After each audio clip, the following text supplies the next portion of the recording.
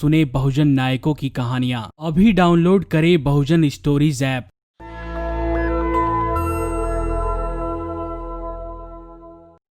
Patreon और अन्य माध्यमों से नेशनल दस्तक का सहयोग करने वाले सभी दर्शकों का बहुत बहुत शुक्रिया। आपके सहयोग से ही बहुजन मीडिया को नई ऊंचाई मिल रही है और मनोबल और अधिक बढ़ रहा है। आशा है आगे भी आप हमें ऐसे ही सपोर्ट करते रहेंगे। धन्यवाद। उत्तर प्रदेश में महाराजगंज के सिसवा विकास खंड में हैरान करने वाली घटना सामने आ रही है। दरअसल राज्य में जिसके खिलाफ भ्रष्टाचार की शिकायत की गई, उसे ही जांच अधिकारी बना दिया गया है। घटना करमही की है, जहां ग्राम सभा में भ्रष्टाचार के 7 बिंदुओं पर IGRS के माध्यम से शिकायत कर जांच की मांग की गई, लेकिन जांच उसी गांव के सेक्रेटरी ज्ञानेंद्र विमल को मिल गई और उन्होंने 7 बिंदुओं की शिकायत को निराधार बताया।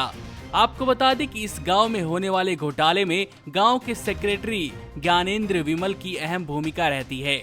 ऐसे में उनके हाथों में जांच सौंपना हैरान करने वाला है। कहा जा रहा है कि सिसवा विकास खंड के गांव करमही में भारी भ्रष्टाचार हुआ है। राज्य वित्तीय, 14वां वित्तीय, 13वां वित्त व मनरेगा में बिना काम कराए लाखों का भुगतान करने का आरोप सामने आया है। इसी मामले में गांव के एक निवासी रामनाथ ने 13 मार्च 2020 को IGRS से 7 बिंदुओं में शिकायत की। इनमें से कुछ शिकायतों के बारे में हम आपको बता देते हैं।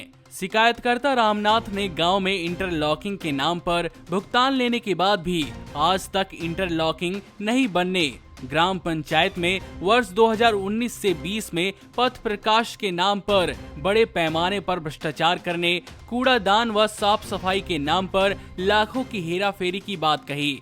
ग्राम पंचायत में सीमेंट की बेंच के नाम पर इसकी लागत से कई गुना रकम चार्ज किए जाने के अलावा मनरेगा की भी शिकायतों की IGRS से जांच की मांग करने को कही।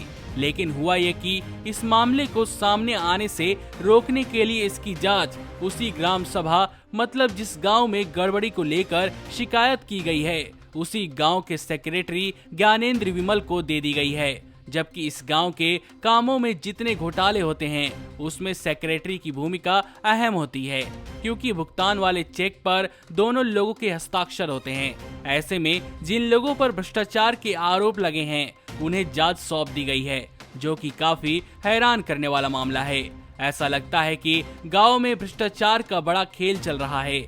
इस प्रकार की घटना मुख्यमंत्री योगी के शासन में हो रही है। खैर, अब देखना यह होगा कि उत्तर प्रदेश सरकार इस मामले में क्या कार्रवाई करती है। भ्रष्टाचार को मिटाने का दावा करने वाली बीजेपी सरकार के राज्य से ही इस प्रकार की हैरान करने वाली खबरें सुनने को मिल रही हैं। नमस्कार। नेशनल दस्तक अपनी आर्थिक जरूरतों को पूरा करने के लिए अपनी ऑडियंस पर निर्भर है।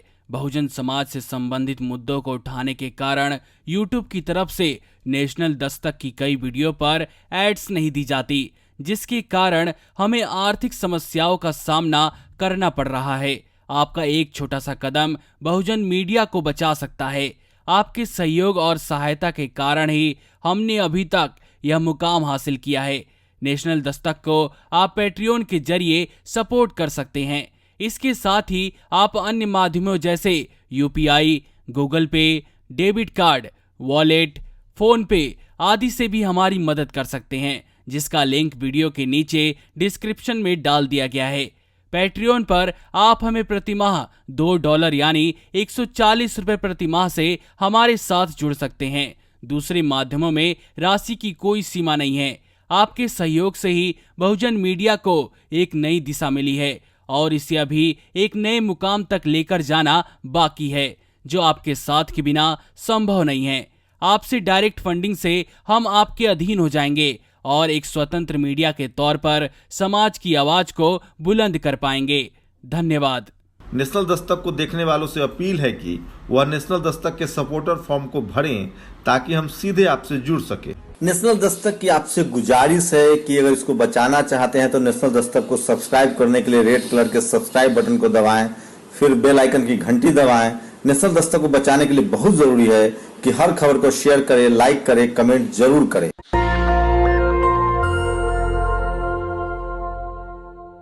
सुने बहुजन नायकों की कहानियां। अभी डाउनलोड करें बहुजन स्टोरीज ऐप।